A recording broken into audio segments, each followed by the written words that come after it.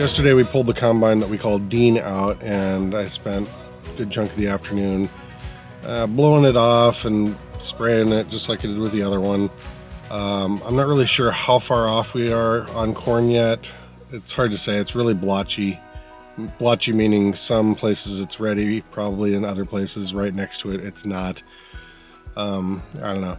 I have a feeling Gary's going to want to go out and probe a little bit and see if he can get started on it. One little wrench in the works this week is that the road out by our pond that leads us, actually leads to my house, unfortunately, and it also leads us to 3 of our field entrances and to the co-op. The county has decided that now would be a good time to rip up the culvert and put a new culvert in, and so the road is going to be closed for a while. They've been doing this all over the county, and the last couple places I've seen them do it, they've closed the road off for weeks. Hopefully that doesn't happen to us. Today what I wanted to do is go out into the field, grab a few ears of corn, and bring them back and show you how we test them. The tester we use, I can't really figure out the date on it. It's older than me. I'm guessing it's probably from the 50s or 60s, I'm thinking. Not positive on that. And I'll show you how we test moisture with it. It's obviously very old equipment, but it still works. The principle is still the same. It's not necessarily as high-tech as what most farmers are using, but we're certainly not using the high-tech farm equipment that most farmers are using. Our combines and our tractors are all actually pretty much about the same age, between 1979 and 1983, with the one exception of the sprayer is from the 90s, and the 7230. The 7230. That's our newest tractor, and I don't know, that's how old that is, probably 15 years old or something like that. It's also our smallest tractor.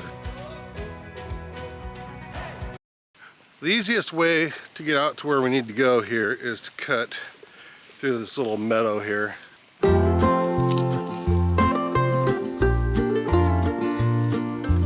not really sure how well you'll be able to hear me, because once corn starts to dry down, even the littlest bit of wind makes a lot of noise, like that. And there's a plane up there. But I'm gonna try my best to not get corn leaf in the eye again, because that sucked. We're a little ways into the field here, and I found the spot I want to show you. This is an example of what happens when you're planting and you don't get your furrow closed. So right here, you can see that corn back there, really bad corn. The hail did a number on us here. But I've got about 12 feet here that the furrow didn't close for some reason. I think you can see there, that crack. That's where the furrow was, and that's where the seeds went in, but it never closed up, so the seeds didn't grow. Not really sure what made that happen in this one spot here. Maybe it was the ground, maybe it was just malfunction of equipment.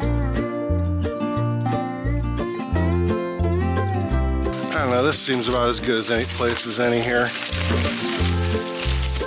Okay, what I'm gonna try and do here is I'm gonna pick 3 or 4 ears of corn, try and get ones that are fairly full so we can get a good test off of each one. I'm gonna pull a couple that are faced up, or still like up in their normal position.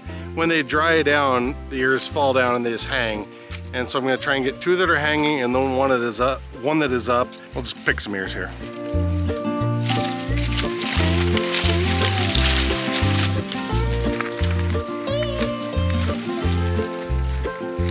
Pretty good one. Now the hard part is going to be to remember which ones are which. I didn't bring anything to mark them with. We got one up, here's a down, a little bit smaller.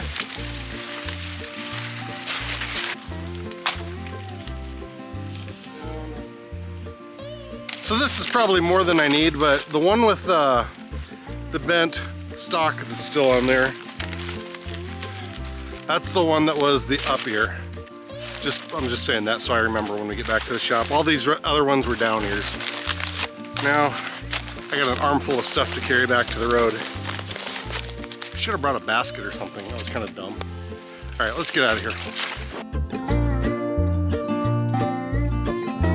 Okay, so what I decided here is I got some in my pockets down here, and then the one that was up is actually, I don't know if you can see him back there, he's gonna ride in my hoodie. Let's cut across to some easier walking. Found a cheat row.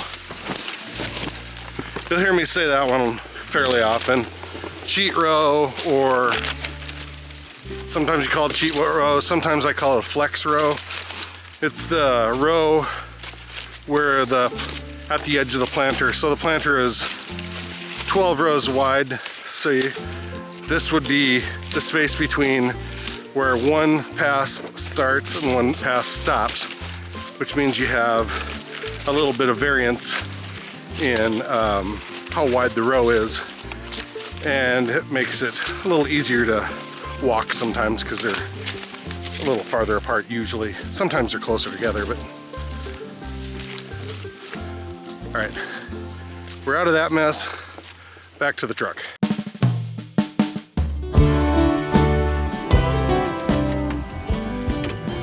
Man, it warmed up quick. Restraining order him.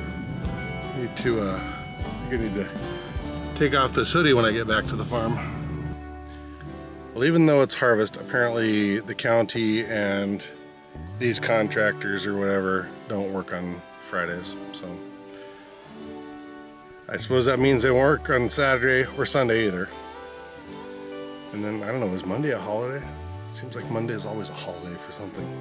So you're gonna have to forgive me, I kind of forgot that Gary took the moisture checker meter thing apart.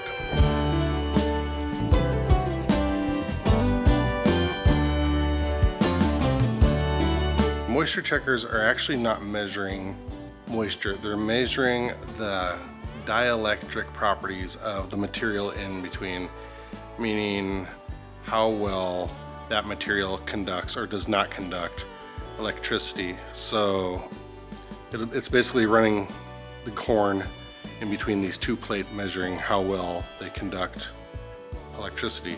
It's kind of the same principle, I guess, as a capacitor in electronics. I was thinking originally more like a resistor, being that it would drop its resistance, and which is, I guess, ohms, but this is more closely related to farads, I guess, being a capacitor.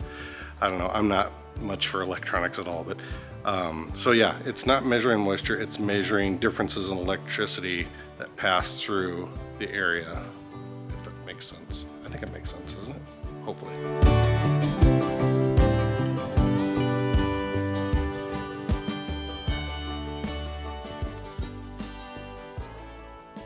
Morning everybody, it is Monday and it is a busy one. Apparently this weekend while I was watching football and editing video, Gary came over and cleaned the shop up, got a bunch of stuff out of the way, and he also decided to start picking corn. So you might be able to hear him in the background. He's picking corn right now, trying to open up a little bit more of this field, and it looks like he might have opened north of the place here, up to the road. So hopefully we can bypass the construction out there. I got sidetracked last Friday when we were doing the moisture test on the corn. And I left him in here and we started doing a bunch of other stuff and I kind of forgot about it. I came back and Gary had actually shucked those corn and shelled them and tested them because they were just laying there and he didn't know, and he was cleaning the shop. So I will get back to that. I'll show you how that whole thing works. They won't be the ears that we picked on the video because they're gone. You know how the procedure works. We went out, we picked them, blah, blah, blah. Well, I'll get a couple new ones and I'll show you how it works. That's where we're at for Monday morning. We'll see what the day brings and hope for a good harvest. Let's finish up the moisture test on this corn. I just went over and picked a couple ears right on the edge of the building here, and we're gonna test those. We'll pretend those are the ones that we picked the other day. Okay, the lighting in here isn't great, but here are the ears that we had. We'll just do a quick demo. There's really not a lot to it. We're just gonna pull that off. Sometimes we'll snap them in half. Or I like that. Look at that, it just exploded. That's dry.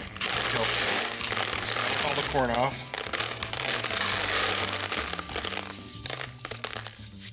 And usually you can tell how dry they are too by how this pops.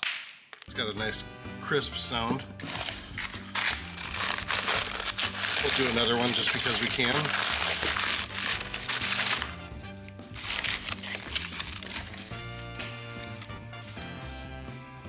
And see on these ears, see how that's tapered off like that, where you're not getting the corn just kind of stopped growing. These ears are kind of flex ears, so when they run out of moisture, they'll just quit making corn. And if you keep giving them water, they'll just keep going and going and going and make more corn. This is as a result of drought right here.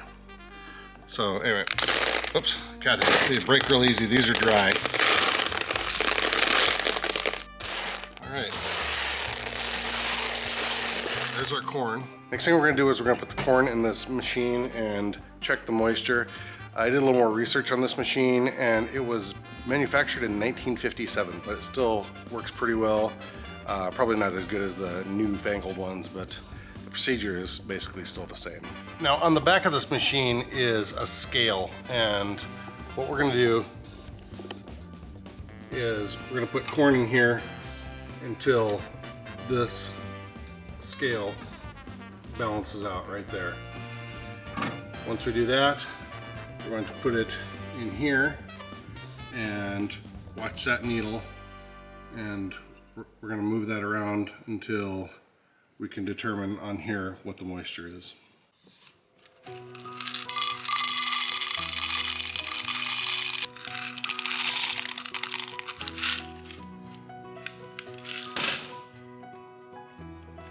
one more kernel.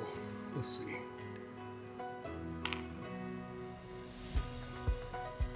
Well, we're close enough. Take our little bucket there.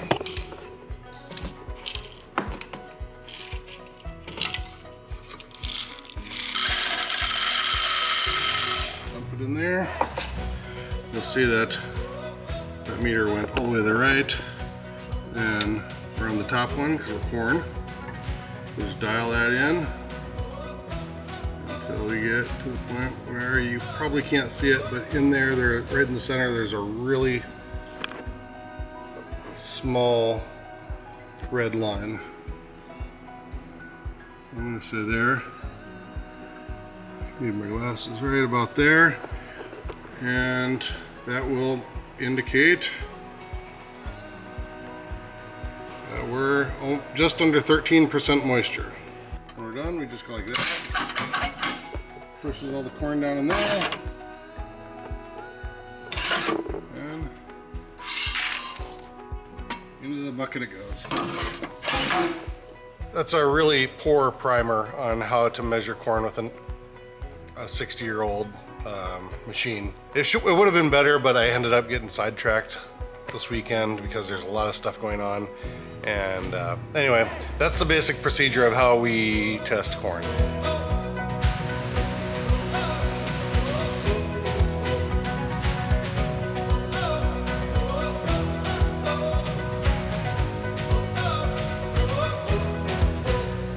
Hey, don't be afraid to do the thing with the buttons down below.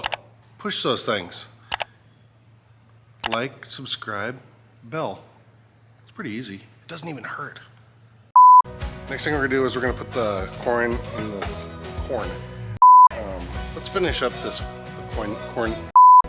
Why do I keep saying coin? God, what? Ugh, annoying.